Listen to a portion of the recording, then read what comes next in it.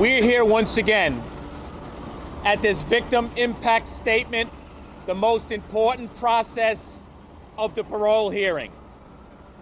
But this time, we're worried. We're worried because they've been swinging the doors of the prisons open and letting cop killers out into the streets. All of a sudden, the world is turned upside down, and abhorrent behavior is acceptable. That the crime that the mopes committed don't count, and more importantly than that, the victims that are left behind, the families of our heroes, don't have a say. I don't know who our elected officials are speaking for, or why they think letting cop killers out in the street is acceptable, but they're certainly not speaking for the people that live, work, and visit this city. And I can tell you this, as a New York City police officer, and for our families, this is not acceptable. It's not acceptable to say that our wives and husbands go in the street and put themselves at risk and get assassinated, and it doesn't count. It counts. What doesn't count is the politics of commissioners who don't know what their jobs are. Well, we know who you are, and the world will know who you are. They know that you let a mutt onto the street last time. You've done it time and time again, and you may do it today. It's not too late. Look into the eyes of our family members as they speak of how their lives have changed and will never be repaired. That's what counts. What counts is the cop that's on the corner that kissed their family members goodbye, knowing they may not come back. And worse than that, the moral compact that society has with them is now broken. We don't want police officers standing with their hands in their pocket. We want to be proactive. But we as citizens have to be proactive to make sure parole commissioners understand who they work for. They work for you. Make them do their job. We need your help. We need the legislators' help to make sure that our families have a say. They have the most say, not a mutt. Where these mopes can do the best good is behind bars, teaching young mopes not to do what they've done because it ruined their lives. Don't let them out in the street to ruin our lives. It's my honor to introduce the people we hold highest in our hearts, the family members of police officers who've given their lives. It's my honor on behalf of every New York City police officer and right-thinking citizens to introduce a hero in her own right, Mrs. Piagentini. Thank you. Thank you, Pat, for all that you do for us and for our men in blue. We're here for the second time giving a victim impact statement for the denial of parole of Anthony Bottom, the killer and assassinator of my husband, Patrolman Jospeh Piagentini, and his partner, Patrolman Waverly Jones. This man masterminded and committed the most heinous crime against police officers and against society, including the citizens of New York. It is with that thought in mind that I'm going to bring your attention to what all this means to you and your families. Since 2002, at the first parole hearing of Bell and Bottom, my family and I have been here to seek justice for my husband, Joe. Not until April 27th, 2018, with the release of Herman Bell, has justice not been served. His parole sets a precedent for the release of the most violent criminals in our system.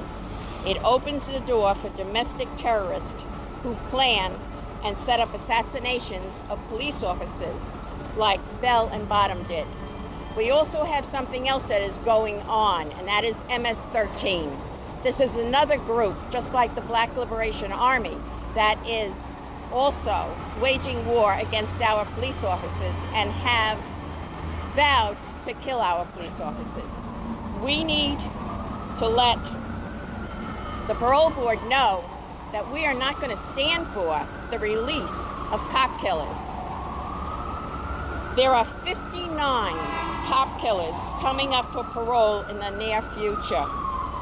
Last Friday, 2 families, Anthony Abruzzo, Sean McDonald families, gave their victim impact statements.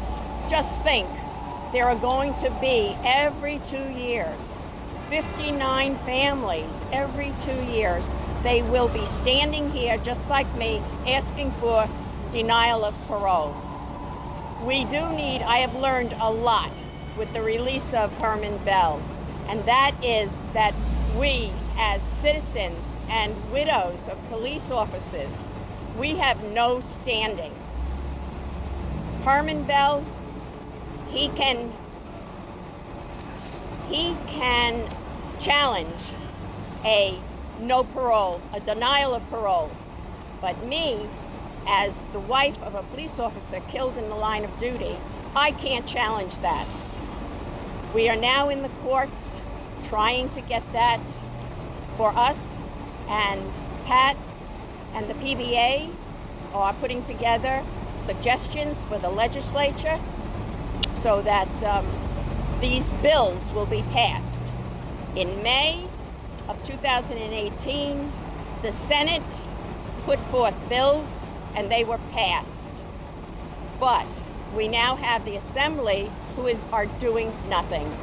They are not looking at these bills. They are not looking at what the parole board is doing, and these bills need to be passed. Everybody needs to work together. Anthony Bottom should never, ever be released from prison. My husband and Waverly Jones received a death penalty at the hands of Anthony Bottom. My husband is not coming home. Joe Piagentini and Waverly Jones are not coming home. And Anthony Bottom should never be released. He should never go home to his family. He should never walk the streets of New York. He is a convicted felon. He is convicted. He swore at his sentencing that he would never be rehabilitated, and should he get out, he will continue to work for his cause, and he will continue to commit crimes against the police in the future. That's all I can say right now. Just recently, we had John Lennon's killer come up for parole. And one of the arguments, the most important of those arguments, is the good and welfare and safety of the public, and how will it affect the public if there's murderers put back on the streets.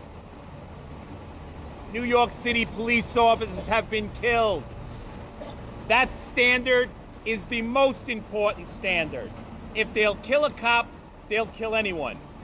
This family have lived through the worst, where they get the knock on the door and find out their father and husband will never return home.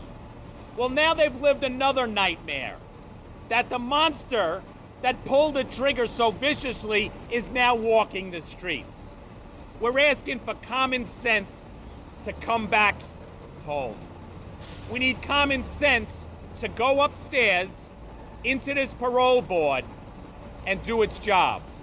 Unfortunately, the commissioners don't have that common sense, so we have to make them find it. Questions? Do you ever imagine that you would be standing here all these years later having to argue for this man? Did you ever imagine that? I didn't imagine it when the trial occurred and when the sentencing. I was assured at that time by the prosecutor that this would never happen. And when I questioned the prosecutor about that 25 years to life, I never really got an answer. In 2002, that 25 years came up. And as you know, I'm here at 2018, and I'm still fighting to keep Anthony Bottom in prison. And I'm still fighting to try and get a new parole hearing for Herman Bell, that he needs to go back before the parole board and get a new hearing. I am still fighting for that. Thank you, everyone. Appreciate it.